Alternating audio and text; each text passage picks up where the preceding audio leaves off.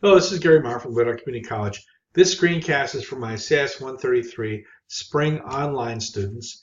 And in this screencast, we want to talk about the material covered in Unit H, or specifically lists and tables.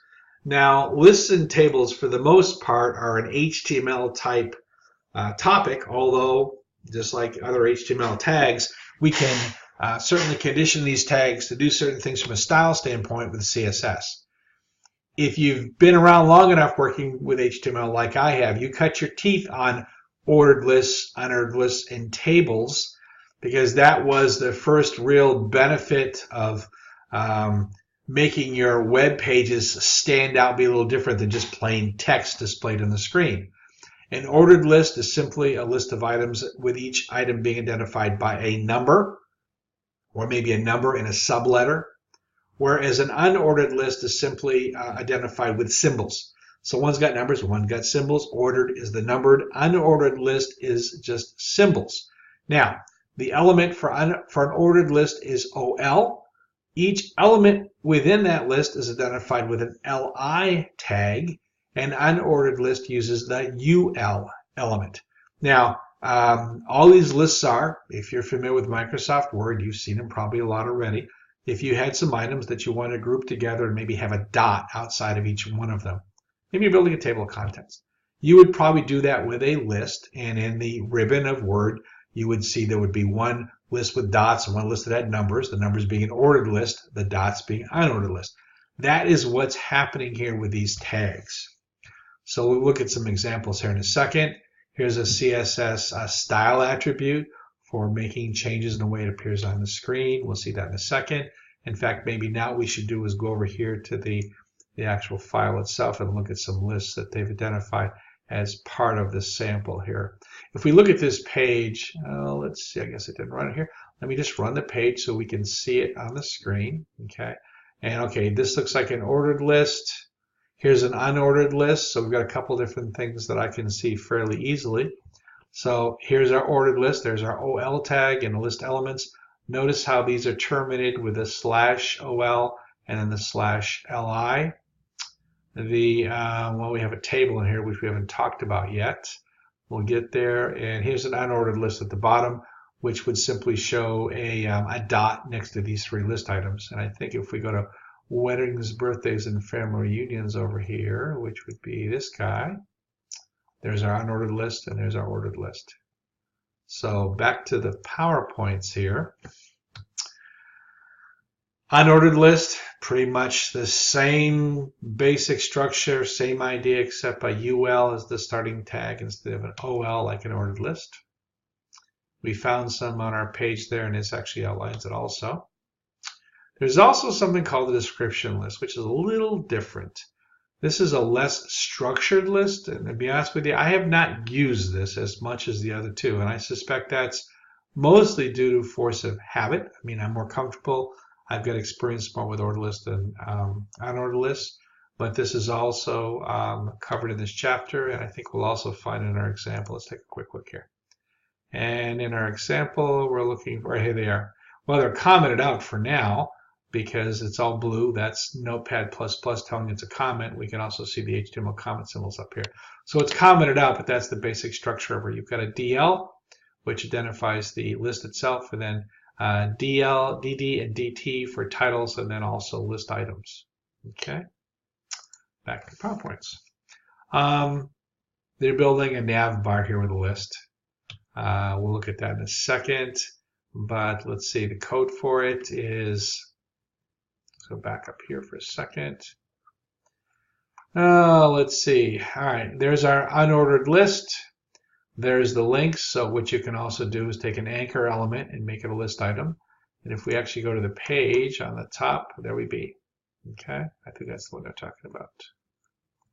All righty, so that's what that PowerPoint refers to. Again, experiment, experiment, experiment. Try all kinds of things here. Different type fonts, sizes, center it, left, right, justify. These are the kinds of things that you're probably going to run into sooner or later. And if you have some files like the samples that come with the textbook that work fine, make some changes. See if you can figure out how things work. Tables. The interesting thing about tables is they were very important let's say, more important 10 years ago. Before CSS, in some of the, especially some of the new attributes they have, you pretty much laid out your HTML page in the form of a table. It was like a grid with maybe subgrids. And that's how we position everything. In fact, just recently I updated my faculty page and I had a lot of these old archaic ways of doing things because this is how I cut my teeth.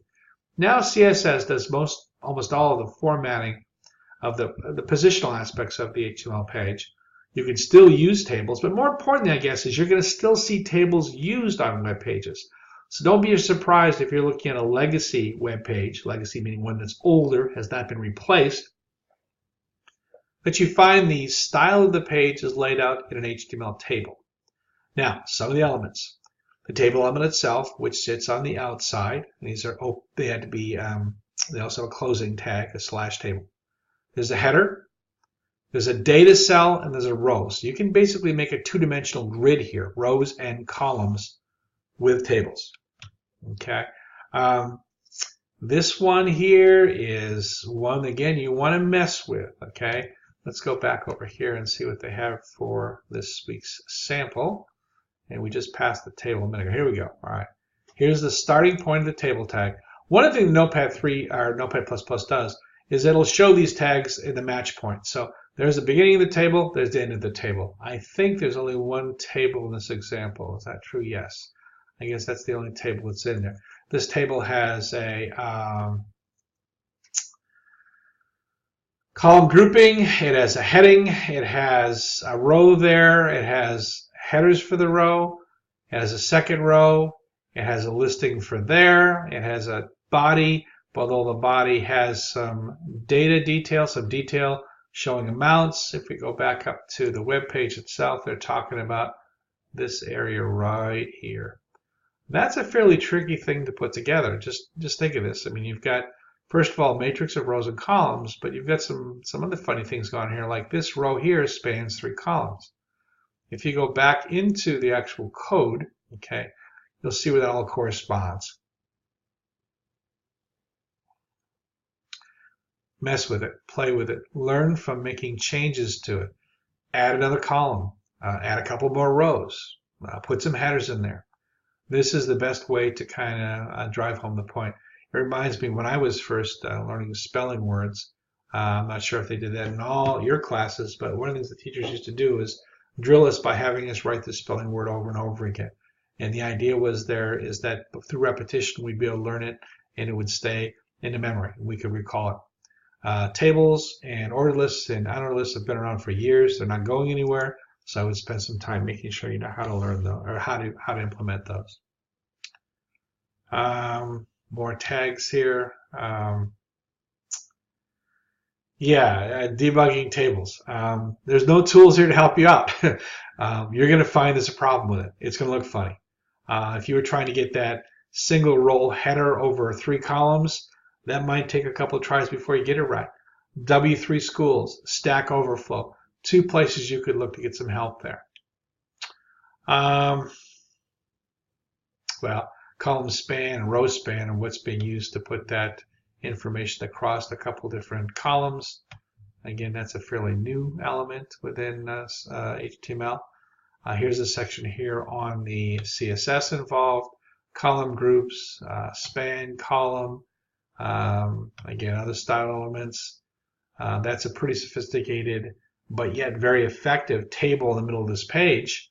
It's not easy to put together, but it also is very helpful for someone who's trying to make an evaluation of whether they want to stay here or not. So it's a good thing for the web page. Let's see. What they're trying to say here is you can use div tags and some other elements to make it look like a table. This is kind of like is extra information you might find interesting. I will tell you in the old days, again, this is how we laid out web pages. You basically constructed a table, and inside that you had header information, you had footer information, you had body. The body might have been divided into 2 halves. The same kinds of things we're now able to accomplish with CSS. Well, I hope that helps, and if you have any questions, please let me know. Thank you.